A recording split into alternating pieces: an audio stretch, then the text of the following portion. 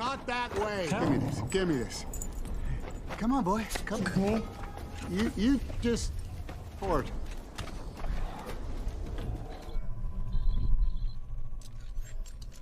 What shall we have?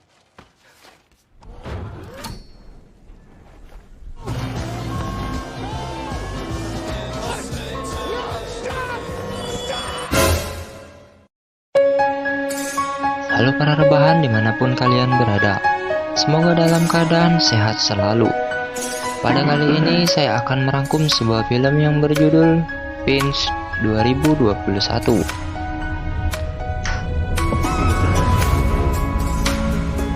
Film ini menceritakan seorang pria yang berhasil bertahan hidup dari bencana ledakan matahari.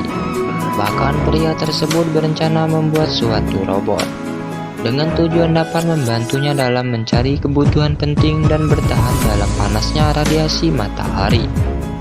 Tanpa banyak cerita di awal, langsung saja ke cerita filmnya.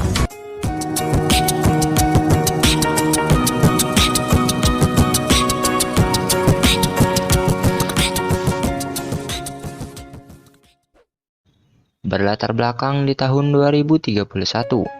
Yang dimana bumi kita telah berubah menjadi lautan padang pasir, diakibatkan sebuah ledakan yang disebut sebagai suar matahari.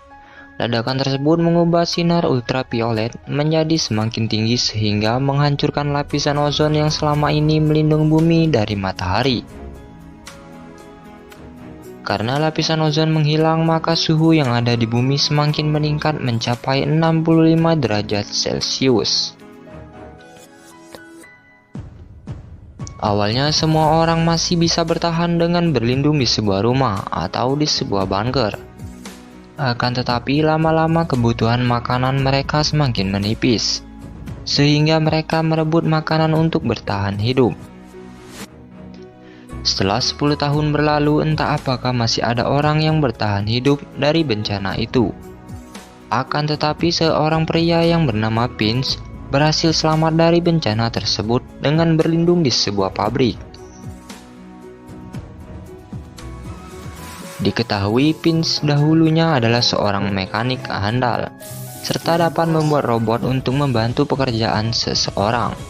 Selama ini ia hanya ditemani seekor anjingnya yang bernama Goodyear, yang ia temukan pada saat mencari makanan, dan Dewi robot yang dia buatnya sendiri untuk membantunya dalam mengerjakan beberapa hal.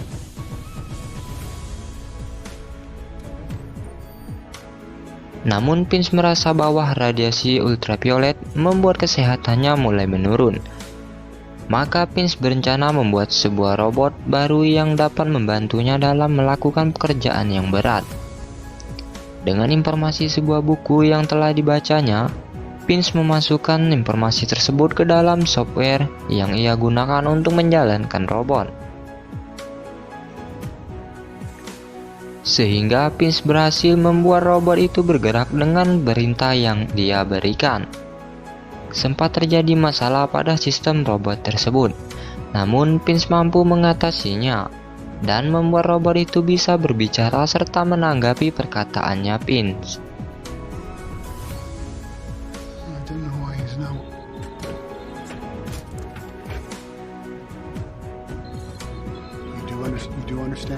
Do you understand? Tweaking.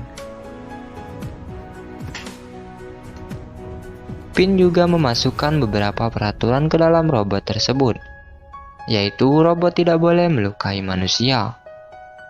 Robot juga tidak boleh membiarkan manusia dalam kesusahan, dan robot juga harus bisa melindungi Goodyear ketika Pinch tidak ada di sana untuk melindungi mereka. Now, the states of North Korea. When will you? Singkat cerita, saat Pinch sedang memperbaiki peralatan miliknya, ia melihat badai besar yang menuju ke arahnya. Lalu Pinch mencoba meramalkan badai tersebut ke dalam sistem robot miliknya, dan ternyata badai tersebut berlangsung selama 40 hari. Pinch menyadari bahwa mereka tidak mungkin bisa bertahan selama 40 hari ke depan, sehingga dirinya berencana untuk pergi ke tempat yang selama ini belum pernah ia kunjungi, yaitu San Francisco. Tak punya banyak waktu, Vince pun langsung bergerak cepat dengan memasangkan perlengkapan robot itu agar robot tersebut bisa berjalan layaknya manusia. Go. Ready for rate? It's not what I want. Watch me and imitate. Oh. 2, 1, 2, good. Good. Setelah semuanya telah siap, mereka berempat meninggalkan tempat itu dengan menggunakan sebuah mobil yang telah dimodifikasi oleh Pin agar bisa bertahan dalam cuaca ekstrim. Dalam perjalanan mereka sama sekali tidak menemukan seseorang, melainkan hanya hamparan padang pasir, serta matahari berada tepat di atas mereka dengan suhu 70 derajat Celcius. Setelah jauh dari badai tersebut, Vince berhenti sejenak untuk memperbaiki si robot, karena robot tersebut merasakan ada sesuatu yang aneh di otaknya. Lalu Vince mengajak robot itu keluar dan mengajarkannya untuk mencari makanan. Vince juga mengajari si robot dengan menggunakan inisiatifnya sendiri tanpa harus ada perintah langsung. Bahkan mereka sempat-sempatnya memasak popcorn di tengah teriknya matahari. It is approximately 15 years. Lesson number 4. Namun tanpa mereka duga, badai tersebut bergerak lebih cepat sehingga mereka bergegas masuk ke dalam mobil dan pergi sejauh mungkin. Akan tetapi mobil mereka sangat lambat, sehingga Vince turun dari mobil dan mengikat mobilnya menggunakan paku basah. Imitate me exactly. Saat tornado mulai menghantam mereka, paku yang dipasang Vince terlepas karena tornado tersebut jauh lebih cepat dari tornado sebelumnya. Beruntung salah satu paku yang dipasang si robot mampu bertahan, sehingga mereka dapat selamat dari tornado itu. Tanpa Vince sadari bahwa robotnya jauh lebih kuat dari dugaannya. Selepas dari itu, Vince memberikan robot tersebut dengan panggilan Jeb. Dengan nama itu, robot pun merasa senang. Shake hands. Welcome. Keesokan harinya, Vince menceritakan masa lalunya ketika ia masih bekerja di sebuah perusahaan teknologi. Dia mengatakan pada Jeb bahwa kepercayaan terhadap seseorang dapat lebih baik ketika saat ia bekerja dengan timnya dalam menyelesaikan sebuah masalah. Suatu hari, Vince berharap agar Jeb dan Goodyear saling mempercayai satu sama lain, karena Vince keadaannya semakin memburuk. Tidak lama setelah itu, mereka bertemu sebuah toko makanan. Lalu Vince mencari makanan sedangkan Jeb bertugas menjaga mobilnya. Namun dengan pelontongnya, Jeb mengemudikan mobil itu, sehingga Vince sangat marah emosi dibuatnya. Setelah menyadari keinginan Jeb, maka Vince mengajari Jeb cara mengemudi dengan benar. Di malam harinya mereka menikmati sebuah pemandangan aurora borealis. Di malam harinya mereka menikmati sebuah pemandangan aurora borealis yang sangat indah. Di sini Jeb bertanya mengapa mereka tidak bepergian pada malam hari untuk menghindari paparan sinar matahari.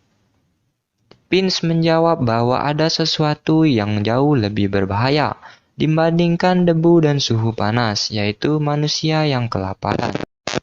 Singkat cerita, malam pun tiba.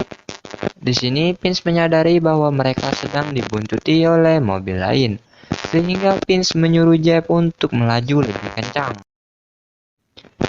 Merasa tidak aman, mereka pun berniat untuk bersembunyi di sebuah terowongan.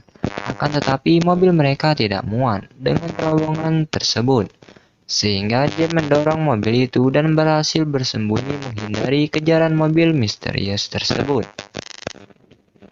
Setelah merasa aman, Vince menyadari bahwa mobilnya telah rusak, sehingga Vince mulai putus asa. Akan tetapi Jeb mengatakan bahwa Vince mampu melanjutkan perjalanan dengan kecerdasan yang ia miliki. Keesokan harinya mereka melanjutkan perjalanan ke San Francisco. Akan tetapi tanpa sengaja mereka menabrak sebuah kupu-kupu. Lalu Jeb membangunkan Vince. Vince kebingungan dengan hal itu. Kemudian ia melihat alat pengukur radiasi yang telah menurun, sehingga ia menyadari bahwa dampak ledakan suar matahari itu telah berakhir. Vince sangat senang dengan keadaan yang sudah seperti semula.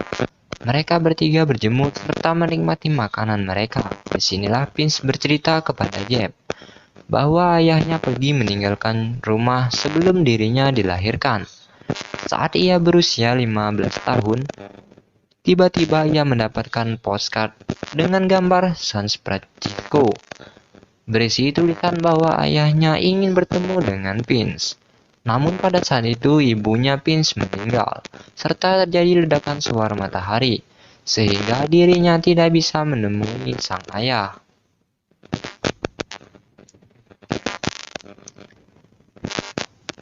Setelah bercerita panjang lebar, Vince pun mengeluarkan batuk darah, sehingga Jeb menyadari bahwa Vince sudah tidak memiliki waktu lagi. Di malam harinya, Jeb menyadari bahwa Vince telah meninggal, sehingga ia melakukan kremasi terhadap tubuh Vince, sesuai informasi yang telah dimasukkan ke dalam sistemnya. Kemudian Jeb melanjutkan perjalanannya ke San Francisco, berharap bertemu seseorang dan menceritakan seorang pria yang bernama Vince tersebut. Tamat. You see, you can all cable were used and how high it. But it's not until singing in the wind. Levee, but the levee was dry.